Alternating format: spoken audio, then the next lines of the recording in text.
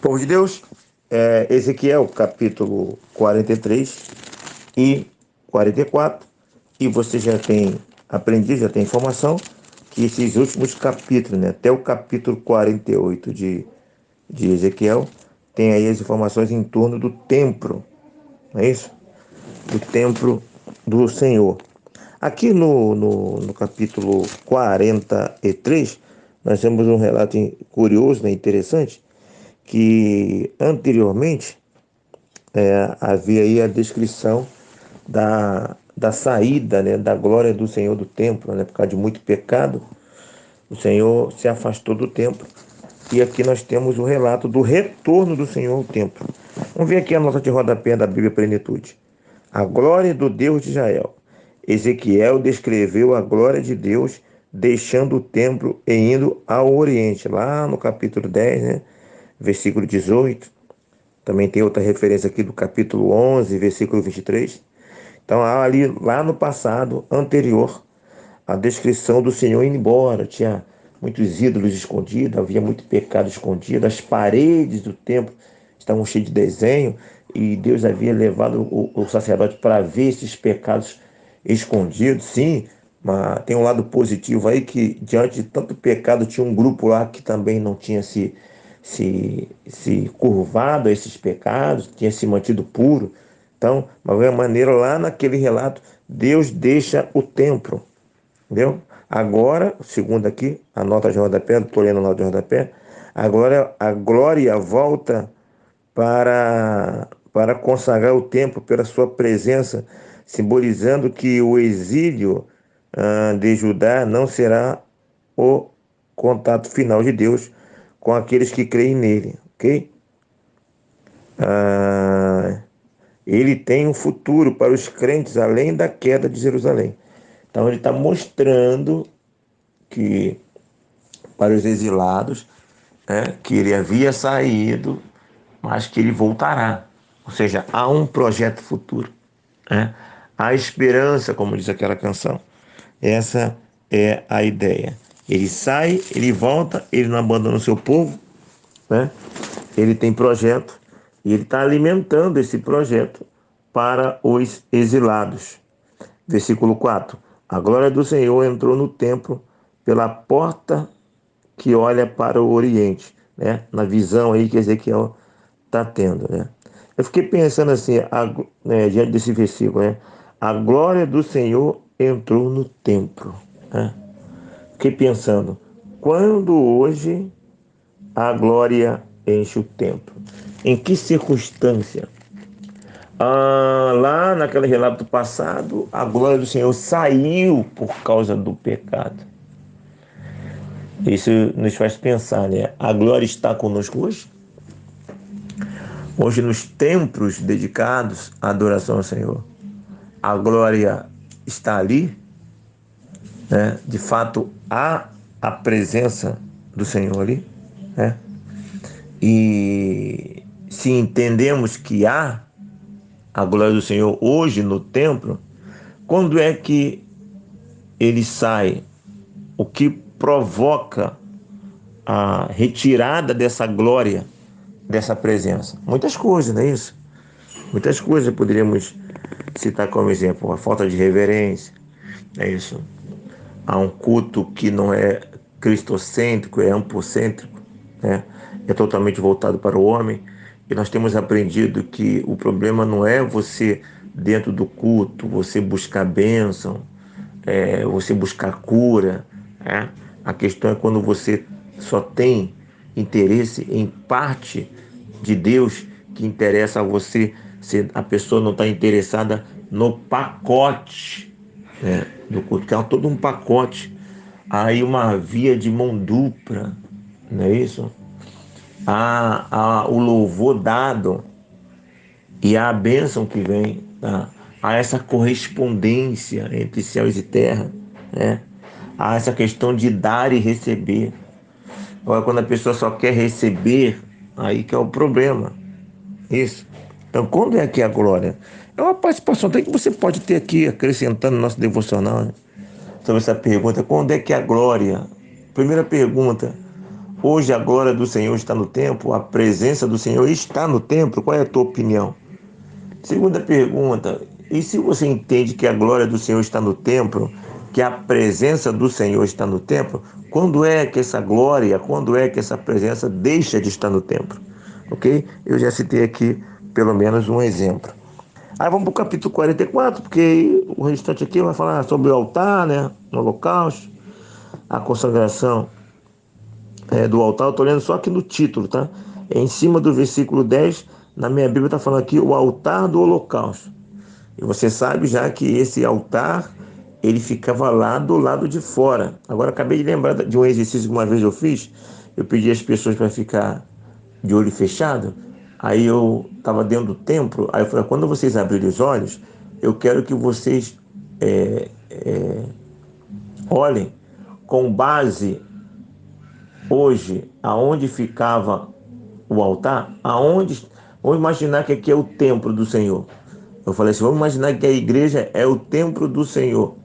Quando você abrir os olhos, você vai olhar para o altar. Ó, isso aqui é o templo lá de Salomão, né? Tem o lugar santo, lugar santíssimo. Tem o átrio, lugar santo e lugar. Vamos imaginar que seja isso. Quando você abrir o olho, você vai olhar para o altar. Aí eu fiz esse exercício. As pessoas, quando abriram o olho, grande parte olharam lá para trás, lá onde fica o pastor pregando. Ou seja, ali que é o altar. Eu falei, não, aqui não é o altar, você está no templo de Salomão. Acho que uma ou duas só olharam. Eu falei, tá vendo? Nós trabalhamos tanto isso aqui. E na verdade o altar fica lá fora, lá no átrio do templo. Entendeu? Lá que é o sacrifício. Lá que é o lugar de culto. O lugar de culto do templo de Salomão ficava do lado de fora. E o lugar de culto no atual templo da graça fica do lado de dentro. Então, a importância de entender os tempos e as estações, a importância de entender o filme por completo, porque nos capítulos mais recentes o filme mudou completamente, ok?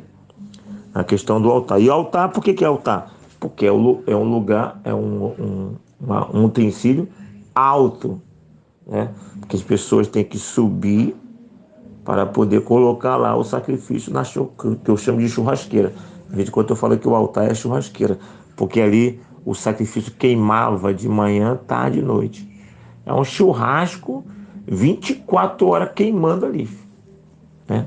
Sem parar. Ou seja, a adoração não pode parar. O culto não pode parar 24 horas. Se não há culto na vida, não há vida no culto. O culto não acontece um momento só 3 vezes na semana, nos horários específicos. Não, a adoração é constante. Essa é a mensagem que temos lá no Velho Testamento e que também é aplicada no Novo Testamento, quando Paulo vai falar para nós apresentarmos nossos corpos em sacrifício vivo. Sacrifício ali é total, ou seja, sacrifício ali é holocausto, ou seja, é totalmente oferecido para o Senhor, totalmente, né? E com base aí no simbologia do Velho Testamento, um altar que nunca para de queimar. Deixa queimar, deixa queimar, deixa queimar, deixa queimar. Mas esse queimar aí não é momento de queimar. É um queimar constante, ok? O capítulo 44, então, ele vai falar sobre as ações de levitas e sacerdote no santuário. E em um primeiro momento, ele vai dizer o seguinte, versículo 2: Disse-me o Senhor, esta porta permanecerá fechada, não se abrirá, ninguém entrará por ela, porque o Senhor, Deus de Israel, entrou por ela. Ok? Então, vamos pegar aqui o versículo primeiro, então, versículo 1 e versículo 2. Então o homem me fez voltar para o caminho da porta exterior do santuário, que olha para o oriente, a qual estava fechada. Disse-me o Senhor, esta porta permanecerá fechada. Então você observe que nós temos o relato lá dos capítulos anteriores de Deus abandonando, saindo do templo por causa do pecado, porque Deus não compactua com o pecado. E aqui nós vemos a narrativa de Deus voltando, ou seja, a, a, a glória do templo voltará. Vocês reconstruirão o templo e aquela glória voltará, né? Aí que vem aquele contexto também, né? A glória da segunda casa será maior que a da primeira, porque nesse templo segundo, Jesus Cristo iria pisar lá, ok? Então, aí quando ele volta simbolicamente, ele entrou por onde? Né? Ele entrou por essa porta do santuário. Então essa porta que ele entrou permanecerá fechada, não se abrirá, né? Porque o Senhor Deus de Israel entrou por ela, por isso permanecerá fechada. Ou seja, é um simbolismo, está marcando um fato histórico. E aí amanhã, automaticamente nas futuras gerações, sempre haverá aquela pergunta: por que aquela porta só fica fechada? Ou então o sacerdote, o levita que passava por ali, qualquer um que passar, ia ver aquela porta permanentemente fechada, automaticamente vinha a lembrança: o Senhor entrou por essa porta. No dia que a glória dele voltou, ele entrou por essa porta.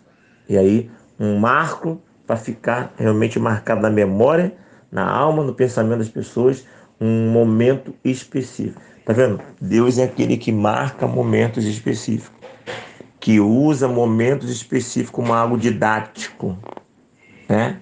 Que cria as leis e normas para fixar momentos específicos. É um grande ensino para a gente, né? Na vida de casal, na vida de família, na vida da igreja, né? Marcar momentos específicos com algum tipo de simbolismo e fazer lembrar. Eu lembro que eu tenho que até melhorar isso, que quando fazemos o encontro de casais, o encontro de casal,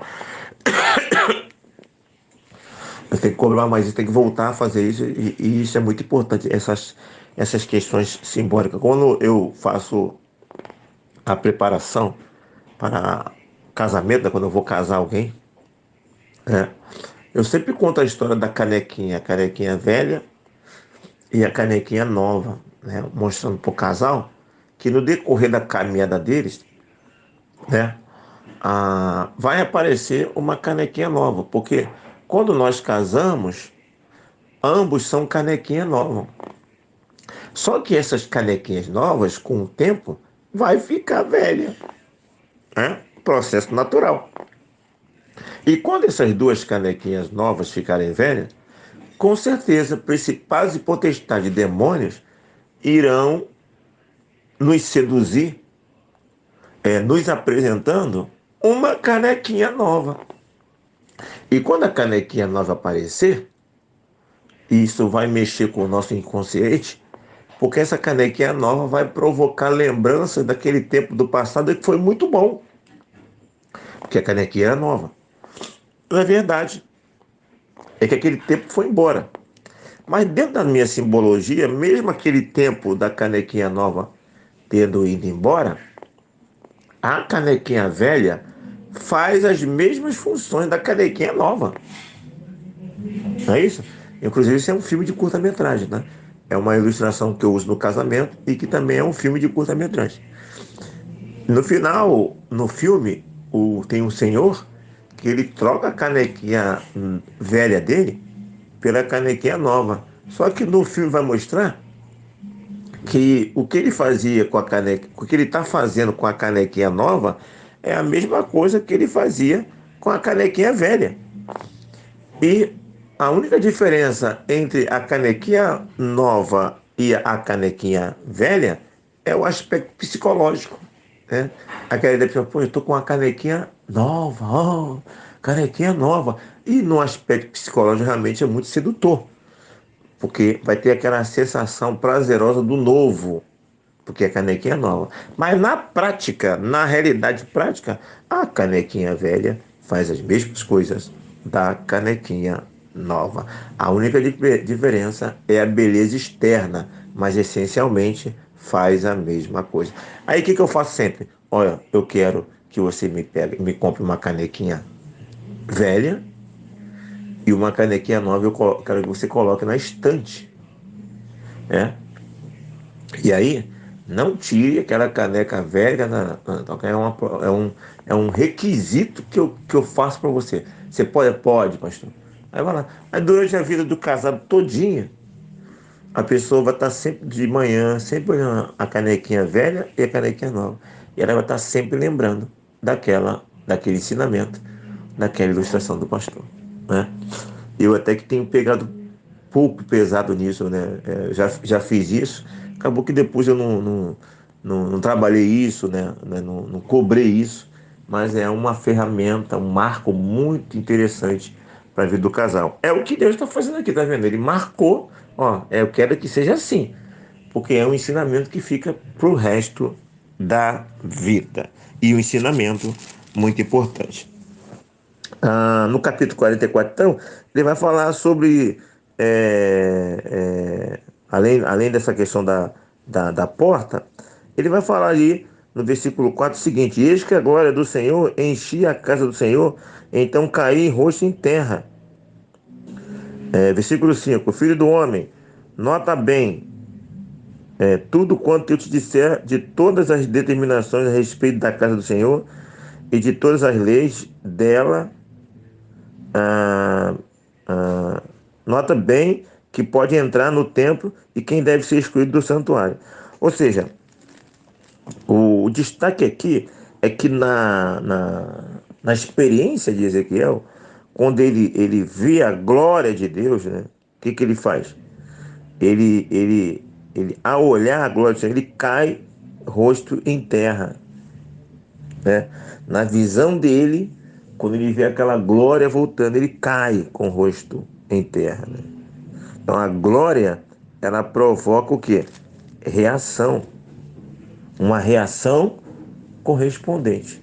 Bom, se você entende que a glória do Senhor ele está no templo do Senhor hoje, né?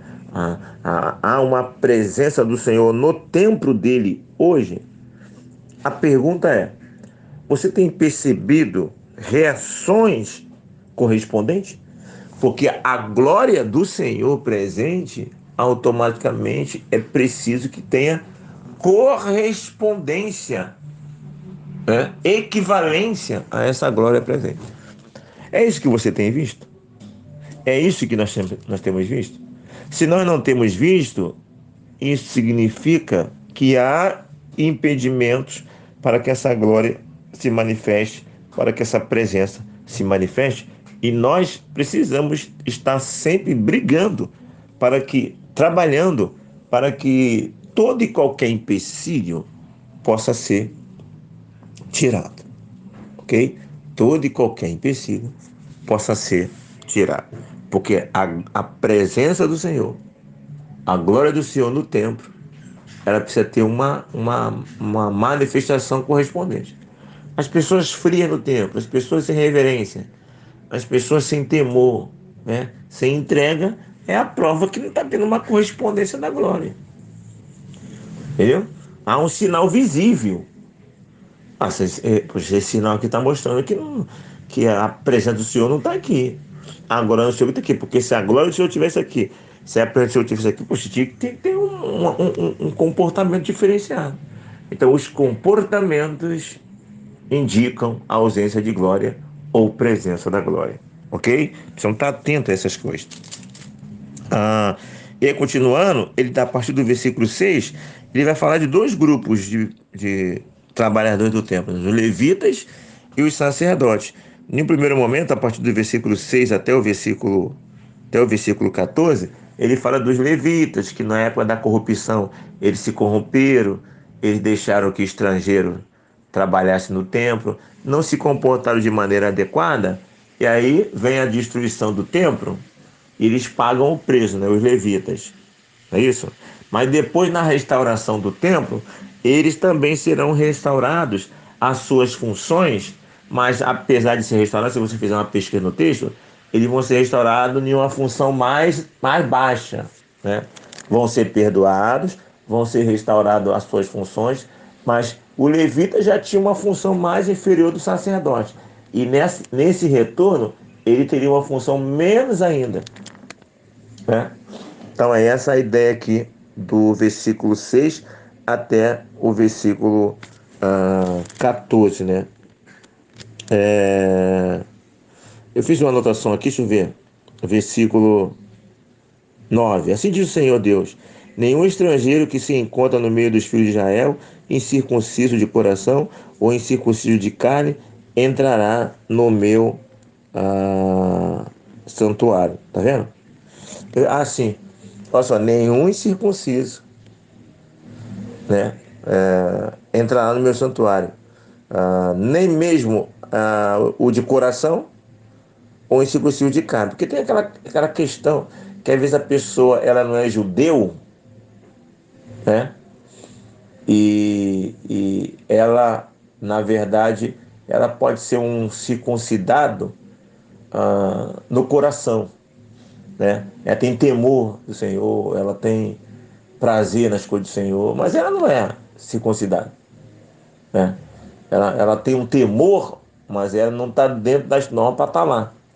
E tem aquele que está dentro das normas para estar lá, mas também não corresponde a essa legalidade, né?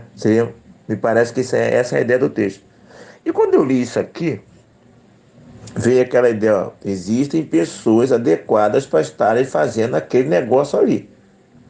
Ora, se você precisa se preocupar para que pessoas adequadas estejam fazendo aquele negócio ali, como é que você vai dar uma oportunidade para a pessoa fazer uma coisa que você não conhece? Como é que alguém vai chegar a visitar a igreja e sem que a membresia, sem que a direção conheça a pessoa, e essa pessoa vai sair recebendo oportunidade? Daí nós temos a alerta de como nós somos responsáveis por quem trabalha no templo, por quem vai cantar, por quem vai dirigir, quem vai pregar, quem vai fazer um solo, não é isso? Fazer qualquer coisa. Quem vai levar uma água, tudo. Tem que ser pessoas que têm um mínimo de condição de estar ali, tem um mínimo de testemunho, está em destaque, entendeu? E daí o perigo de algumas práticas de algumas igrejas de sair dando oportunidade para quem chegar lá e diz que é cristão, se declara como cristão, está recebendo oportunidade. Nós já vimos cada história aí terrível, né? Às vezes a pessoa vai viajar, chegou na cidade pela primeira vez, aí eu sou presbítero, eu sou diácono, eu sou pastor, é mesmo? Então hoje você vai pregar, prega aí com a gente, bota a pessoa lá no altar sem nunca ter visto a pessoa. É a mesma coisa das pessoas que às vezes vai numa festa, né? Aí conhece uma pessoa numa festa, dali já coloca a pessoa dentro de casa, já vão morar junto. E já começa a namorar, só conhece a pessoa ali, já começa a namorar ali. Não é complicado um negócio desse? As pessoas têm esses comportamentos, não é isso? E aqui nós temos um indício, ensinamentos, princípios, que mostram que não, você tomar cuidado com esse negócio aí, tá? A partir do versículo 15, nós temos aqui já uma indicação de um grupo de sacerdotes que não se desviaram. Lembra lá, antes do Senhor saindo da glória lá do tempo que ele falou que tinha um pessoal que não tinha feito coisa errada, estava se preservando? Aqui nós temos indício de pessoas que não fizeram nada de errado. Aí tem a narrativa a partir do versículo 15, né? Que é sobre os sacerdotes levitas, os filhos de Zadok. Então temos um grupo que não se corrompeu. Esse grupo vai voltar, e vai voltar com o seu serviço, vai voltar com a sua honra. É o que diz aqui a partir do versículo 15. E tem aqui uma advertência curiosa, interessante, no versículo 22, que fala assim: ó, não se casarão nem com viúvas, nem com repudiada, mas tomarão virgem da linhagem da casa de Israel, ou viúva que for de sacerdote. Então, esses sacerdotes, eles não poderiam casar com uma viúva. Interessante isso aqui, né? Porque nos dias de hoje, qualquer pastor, por exemplo, qualquer irmão, ele é livre para casar com uma viúva, né? Mas o sacerdote daquela época, não. De repente aqui é o sumo sacerdote, acho que é sacerdote só. Não sumo sacerdote, mas pode ser que seja sumo sacerdote, mas não importa. Seja sacerdote, sumo sacerdote, não pode casar. como a viúva, que é muito natural no dia de hoje. Nem mesmo com a divorciada. Então já existia divorciado naquela época. Já existia divórcio naquela época. Você não pode casar com quem é divorciado. Você deve casar com uma pessoa totalmente virgem. É isso? Se for viúva, só pode casar com a viúva que for viúva de outro sacerdote. Então, se fosse aplicar no dia de hoje, o pastor não poderia. Se fosse aplicar no dia de hoje, um pastor, por exemplo, ele não poderia casar com a pessoa viúva, nem com a pessoa divorciada. E para casar o ideal é casar com a pessoa virgem. E para casar com uma viúva, só se fosse de outro pastor. Entendeu? Isso se fosse aplicar no dia de hoje. Mas automaticamente isso aqui não se aplica o dia de hoje, né? Porque hoje, naturalmente, um servo do Senhor, seja ele pastor ou não, ele é livre para casar com qualquer viúva, né? Divorciada já é complicado. Divorciar no sentido de por que o divórcio? Foi em caso de adultério? Hoje já não se admite um casamento com a divorciada, caso não tenha sido por adultério. Ok? Então você vê aí a diferença do filme, por isso é importante ver o filme todo. Aí, meus irmãos, me veio algo no coração que é só uma conjectura, mas mesmo que não tenha acontecido, serve para o nosso ensinamento didático. Por quê? Há pouco tempo atrás, em alguns capítulos anteriores, acho que é no capítulo 4, é um capítulo aqui de Ezequiel. Deus vai falar para Ezequiel o seguinte: Ezequiel, a tua mulher vai morrer. Eu vou tirar a menina dos teus olhos, tá? E você não vai chorar por ela. Aí o Ezequiel vai falar assim, ó. Mas por que que Deus vai tirar o Ezequiel, a esposa de Ezequiel, porque é a menina dos olhos dele? Deus estava fazendo um símbolo.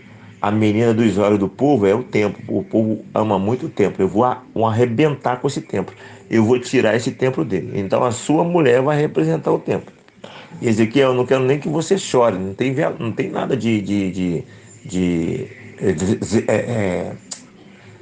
velar o corpo, chora. Não tem. Por quê? Porque quando o pessoal vem destruir, quando a Babilônia vier destruir, não vai ter ninguém para fazer velório.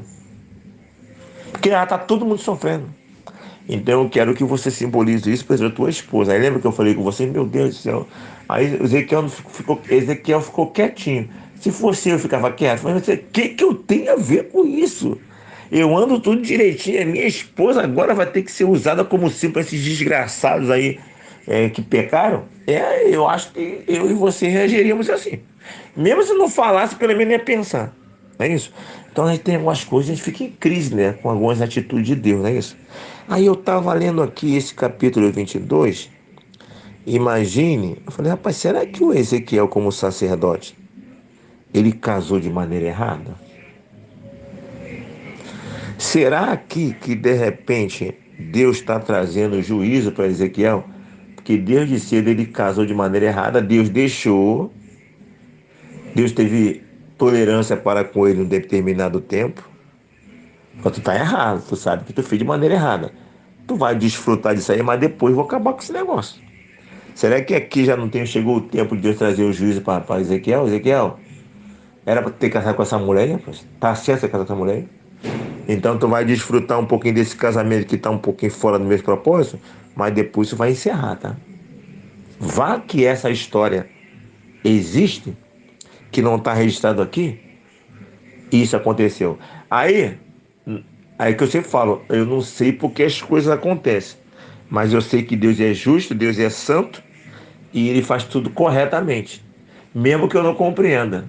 Aí vai que um dia, na minha imaginação, eu vou questionar Deus no juízo final, ou estando lá com Ele, eu falo, poxa Deus, como é que é um absurdo, cara? Absurdo? Aí Deus contar essa história, aí depois que nós ouvimos essa história, ele fala, isso é que eu não sabia disso, né, Senhor? Aí eu sempre falo com vocês.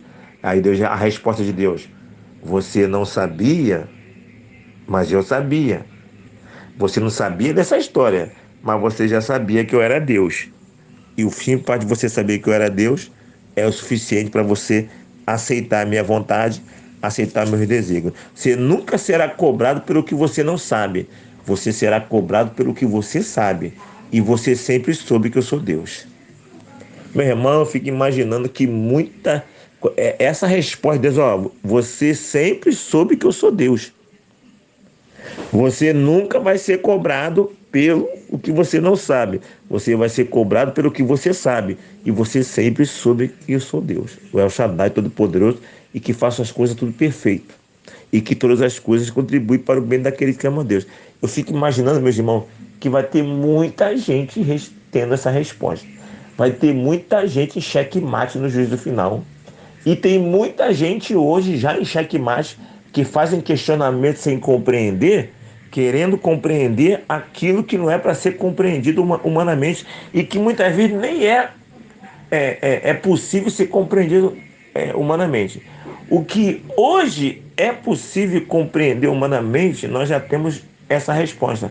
Existe um Deus no céu, o Todo-Poderoso.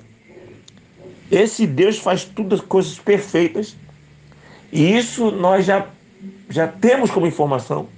E isso nos basta. Se não se basear nisso, se não se apegar a isso, vai pirar. Vai enveredar-se por caminhos errantes. Ok? Bom, eu encerro aqui com o versículo 31, né, que é o último versículo do capítulo 44, que fala o seguinte: não comerão os sacerdotes coisas alguma que de si mesma haja morrido ou tenha sido deslacerada de aves e de animais. Você não pode comer esse tipo de animal, né? Morreu sozinho, ou que o animal matou, aproveitar, né? Que uma animal, vou aproveitar que o animal matou e encontrei um bicho morto. Não, rapaz, o seu sustento vem dos povos de Israel. Você não tem que sustentar com esse negócio aí. Teu sustento vem pelo povo de Israel. Amém? Pegou a visão, meu irmão? O sustento do sacerdote, por determinação de Deus, vem pelo povo de Israel. Você não tem que ficar se alimentando. Você não tem que ficar com essas questões aí secundárias. Não. Com essas vergonhas aí. Não. Isso não é projeto de Deus. Pegou a visão? Aqui, Pastor Renê, pense em todas essas coisas e que Deus nos abençoe.